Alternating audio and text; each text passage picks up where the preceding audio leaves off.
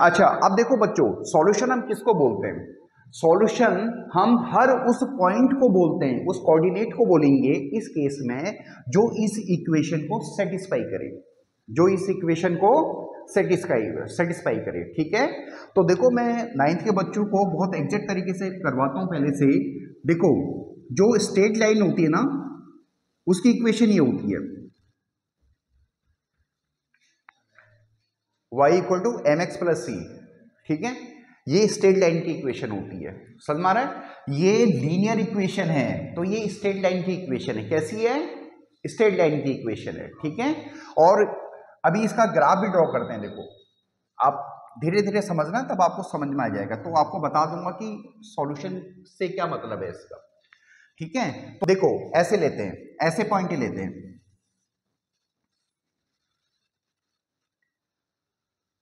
ये हमने बॉक्स बनाया, आप अपने हिसाब से बोल सकते हो। देखो, स्ट्रेट लाइन का ग्राफ बनाने के लिए 2 ही पॉइंट की रिक्वायरमेंट होती है, तीसरा आप अपने कंफर्मेशन के लिए ले सकते हो। ठीक है, कोई भी 2 पॉइंट ले सकते हो। ठीक है, जैसे मैंने लिया, पहले यहां पे x लिख रहा हूं, यहां पे नीचे y लिख रहा हूं। ठीक है, तो सबसे पहले जैसे मैंने लिया x की वैल्यू 0, मैंने लिया पहला केस ले रहा हूं, x इक्वल टू 0। ठीक है, इस इक्वेशन में x की वैल्यू 0 पुट करी है, y इक्वल टू हो जाएगा 3 इंटू 0 प्लस 5। तो इसका मतलब y की वैल्यू क्या हो जाएगी? 5 हो जाएगी। या समझ में नहीं आया? पहला आप अपनी मर्जी से ले सकते हो, x लो या y लो, कोई फर्क नहीं पड़ता। ठीक है, बट बच्चों हमें आगे ग्राफ बनाना होता है, तो इसलिए आप वो वैल्यू लेना जो आप अपने पेज में शो कर सको। ठीक है, अभी समझाऊंगा उसको। हाँ, तो देखो x की वैल्यू जब मैंने 0 ली, तो y की वैल्यू क्या आई? 5 आई ना, ये उस इक्वेशन में डाल के। ठीक है, अब देखो x की वैल्यू जब 0 पुट करी तो y की वैल्यू क्या आई है? 5 आई है। ठीक है, तो इसको बोलते हैं कोऑर्डिनेट। क्या बोलते हैं? और इसको हम ऐसे भी शो करते हैं, देखो 0 5 से पहले x का लिखते हैं, फिर y का लिखते हैं। तो अगर 0 5 आप इसमें डालोगे तो left hand side equal to क्या हो जाएगा? राइट हैंड साइड हो जाएगा। तो इसको सॉल्यूशन बोलते हैं। क्या बोलते हैं? आया समझ में? क्लियर है? अब देखो, अब हम दूसरा पॉइंट ले रहे हैं। देखो, कुछ भी ले लो आप अपनी मर्जी से। ठीक है, अब देखो हम ले रहे हैं x की वैल्यू -1 ले रहे हैं, अपनी मर्जी से ले रहा हूं मैं। आप कुछ भी ले सकते हो, x की वैल्यू 1000 ले सकते हो, 10,000 ले सकते हो, कुछ भी ले सकते हो। ठीक है बच्चों, तो x की वैल्यू -1 ले रहा हूं मैं इसलिए ले रहा हूं क्योंकि मैं अभी ग्राफ बना के आपको बताऊंगा कि इसका मतलब क्या है। तो ऐसा ग्राफ नहीं बनना चाहिए ना जो मेरे बोर्ड से बाहर चला जाए, ऐसा ग्राफ होना चाहिए जो बोर्ड में आए।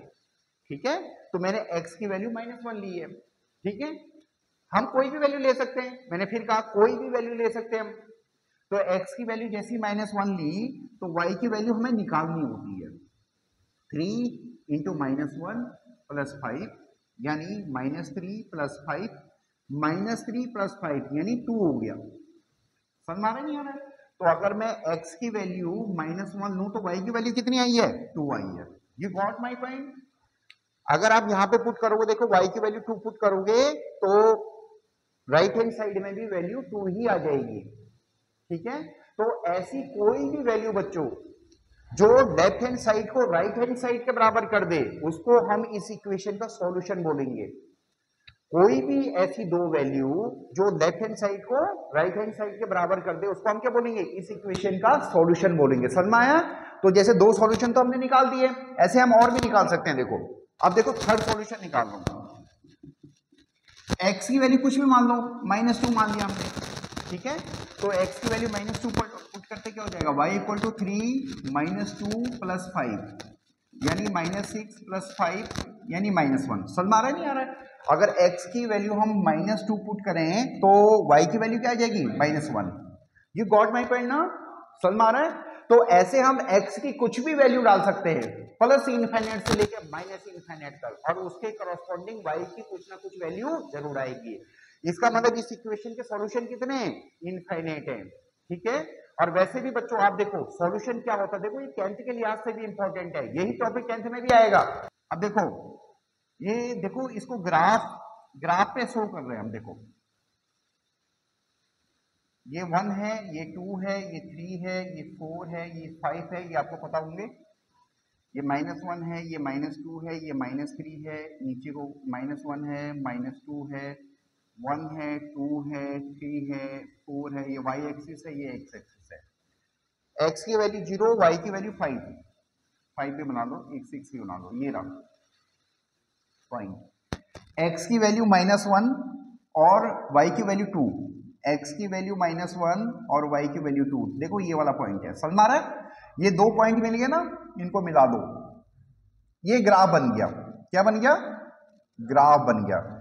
देखो बच्चों ये ठीक है, मैं बोर्ड पे वैसे बना रहा हूं, तो ये एक ग्राफ बन गया। You got my point now?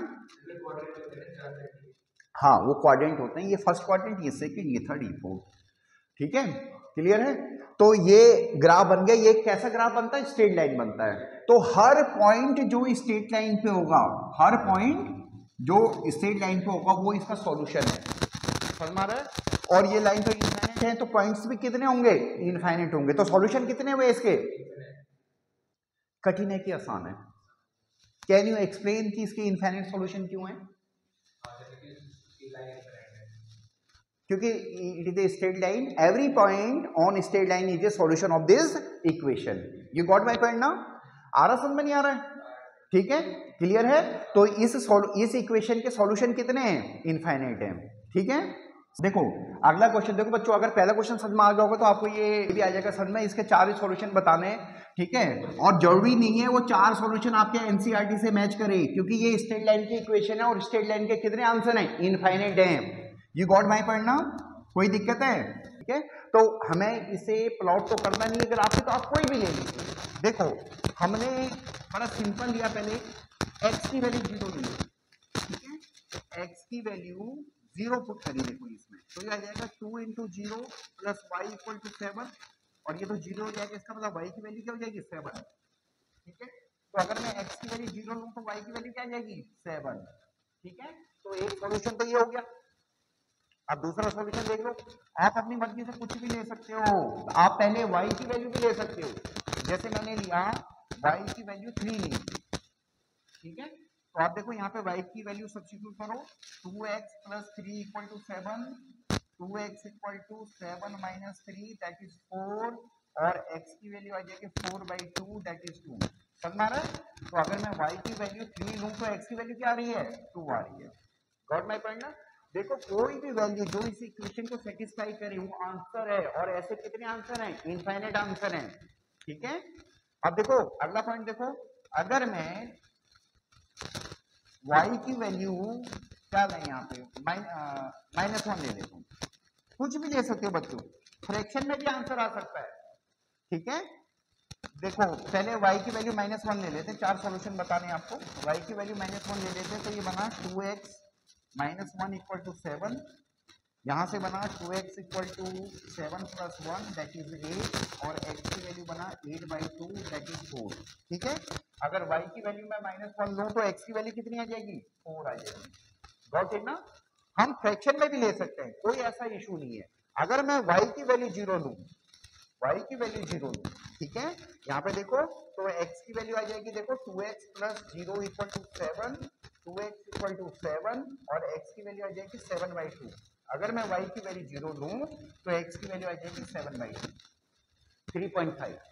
ठीक है बच्चों, ये आपको बहुत क्लियर होना चाहिए। ठीक है, तो हम कोई भी पॉइंट ले सकते हैं, बट ध्यान ये देना होता है कि एक पॉइंट लिया जाता है, दूसरा पॉइंट निकाला जाता है। ठीक है, और वो पॉइंट ऐसे होने चाहिए वो इस इक्वेशन को सेटिस्फाई करे, वो इस इक्वेशन को सेटिस्फाई करे, तो उसको हम सॉल्यूशन बोलते हैं। ठीक है, तो आपको क्लियर हुआ होगा ये। देखो बच्चों इसके भी 4 सॉल्यूशन बताने हैं, तो कोई बहुत बड़ी बात नहीं है बच्चों। देखो आपको ग्राफ पे शो नहीं करना है, आप 4 कोई भी पॉइंट ले लीजिए,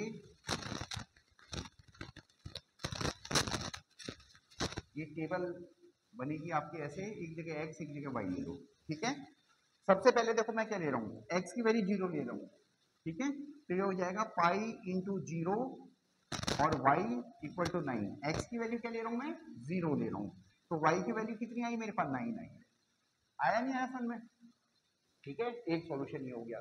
दूसरा हम क्या ले लें, देखो आप ऐसा करो y की वैल्यू 0 ले लो। ठीक है, दूसरे में हम y की वैल्यू क्या ले रहे हैं, 0 ले रहे हैं, ठीक है। तो x की वैल्यू क्या हो जाएगी, 9/पाई। देखो अगर उसने पाई की वैल्यू नहीं सब्स्टिट्यूट करने को बोला है तो आप सब्स्टिट्यूट नहीं करोगे, समझ आ रहा है, ठीक है। तो अगर हम y की वैल्यू अगर हम 0 पुट करें तो x की वैल्यू क्या हो जाएगी, 9/पाई। यू गॉट माई पॉइंट ना, या समझ में। आप देखो उसी तरह से और ले लो आप, अगर हम y की वैल्यू 4 ले लो, ठीक है, y की वैल्यू 4 ले ली हमने, ठीक है। तो x की वैल्यू आ जाएगी देखो, pi x plus 4 equal to 9, तो pi x equal to 9 minus 4 that is 5, और x की वैल्यू आ जाएगी 5/पाई। यू गॉट माई पॉइंट ना। हमने y की वैल्यू क्या ली थी 4, तो x की वैल्यू क्या आई है 5/पाई। आया समझ में नहीं आया। उसी तरह से आप कुछ भी ले सकते हो, देखो यहाँ पे y की वैल्यू और ले लो, -1 ले लो, -1 ले लिया तो ये हो जाएगा pi x minus 1 equal to 9, यानी pi x equal to 9 plus 1 that is 10, और x की वैल्यू आ जाएगी 10/पाई। यू गॉट माई पॉइंट ना। y की वैल्यू -1 और x की वैल्यू 10/पाई। देखो बच्चों, हमारा एक स्टूडेंट है, वो ये कह रहा है कि सर क्या पाई की वैल्यू हम 22/7 सब्स्टिट्यूट कर सकते हैं। देखो मैं आपको बताऊं, देखो आप तैयारी करो बोर्ड के हिसाब से, ठीक है, क्योंकि पाई एक इरेशनल नंबर है, उसकी वैल्यू 22/7 नहीं होती है, ठीक है, उसकी वैल्यू होती है 3.14 समथिंग ऐसे होती है, ठीक है, इरेशनल नंबर है, 9th क्लास के शुरू के चैप्टर में बता दिया गया है ये, ठीक है। तो जब उसने हमें बोला ही नहीं है कि पाई की वैल्यू आपको कुछ लेनी है तो आप लो ही मत, ठीक है। अगर उसने क्वेश्चंस में खाली पाई के रूप में दे रखा है, ठीक है, तो वो एक सिंबल भी हो सकता है, खाली क्या हो सकता है, सिंबल भी हो सकता है, इसलिए विजडम इसी में है कि आप पाई की वैल्यू सब्स्टिट्यूट नहीं करोगे। ये गॉट माई पॉइंट ना। देखो बच्चों अगला क्वेश्चन है x इक्वल टू 4y, ठीक है। तो देखो अगेन वही चीज है कि आप x की कोई भी वैल्यू लो, y की वैल्यू अपने आप आ जाएगी, या y की कोई भी वैल्यू लो तो x की, मगर ये निकालनी होती है, सॉरी फॉर दैट, हाँ वैल्यू निकालनी होती है। जैसे देखो इस केस में देखो मैंने मान लिया x की वैल्यू 0 पुट लिया, ठीक है, x की वैल्यू पहले 0 ली, तो y की वैल्यू भी 0 आ जाएगी, क्योंकि ये 0 हो जाएगा तो 4 इंटू वाई, और y की वैल्यू आ जाएगी 0/4 यानी 0। आया समझ में नहीं आया। दोनों साइड 0 पुट कर देंगे तो 0 हो गया, तो ये सॉल्यूशन एक तो 0 ही हो गया सॉल्यूशन। दूसरा देखो मान के मैं x की वैल्यू 4 लेता हूँ, तो इसमें सब्स्टिट्यूट करो, देखो 4 इक्वल टू 4 इंटू वाई, और इसका मतलब y इक्वल टू हो जाएगा 4/4 यानी 1। समझ में आ रहा है, ठीक है। अगर x की वैल्यू 4 लेता हूं मैं तो y की वैल्यू क्या आ जाएगी 1 आ जाएगी। आप कुछ भी ले सकते हो, समझ में आया। अब मान लिया हम y की वैल्यू लेते हैं -1, y की वैल्यू ले रहे हैं हम -1, सब्स्टिट्यूट करो x equal to 4 into -1 that is -4। अगर y की वैल्यू -1 ले रहे हैं तो x की वैल्यू -4, गॉट इट ना, ठीक है। उसी तरह से कुछ भी ले लो आप, y की वैल्यू -2 लिया हमने, ठीक है, तो x की वैल्यू क्या आ जाएगी -8 आ जाएगी, मल्टीप्लाई कर दोगे। अगर x की y की वैल्यू -2 ली है तो x की वैल्यू क्या हो जाएगी -8 हो जाएगी। ये समझ में आया नहीं आया, ठीक है, क्लियर है।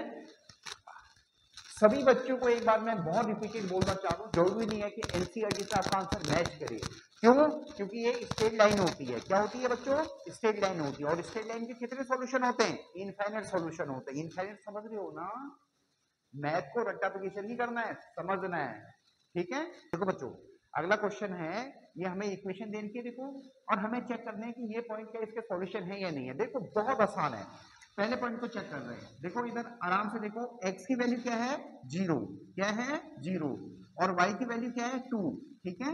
हमें ये चेक करना है कि ये इसका सॉल्यूशन है या नहीं है। सॉल्यूशन हम उसको बोलेंगे बच्चों जो लेफ्ट हैंड साइड को राइट हैंड साइड के बराबर कर दे, ठीक है, उसको सॉल्यूशन बोलेंगे। देखो सब्स्टिट्यूट करो, x की वैल्यू 0, लेफ्ट हैंड साइड को ले रहे हम -2 इंटू वाई, वाई क्या है 2, ये इक्वल टू क्या हो जाएगा -4 हो जाएगा, बट राइट हैंड साइड में तो 5 है, तो इसका मतलब ये सॉल्यूशन नहीं है। ये गॉट इट ना।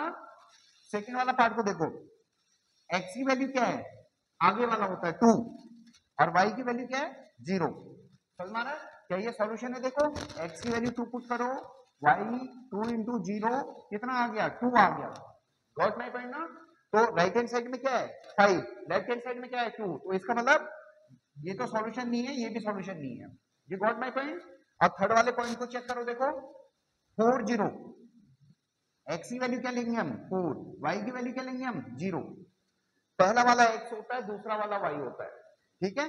तो x की वैल्यू 4 लो, 4 माइनस 2 इंटू 0 इक्वल टू क्या, कितना है ये 4 आ गया।